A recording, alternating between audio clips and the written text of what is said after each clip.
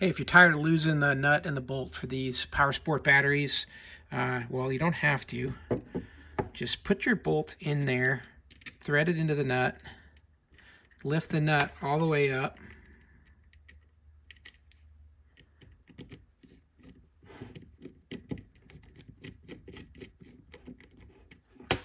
so it's off the bed of the bottom of the battery there.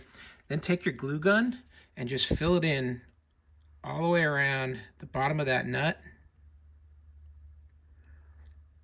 under the bed there. You can go even on the other side here too.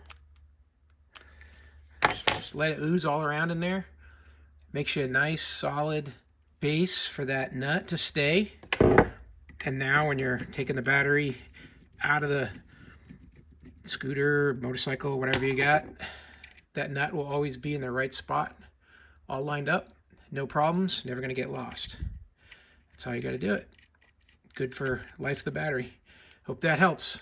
Have a great day.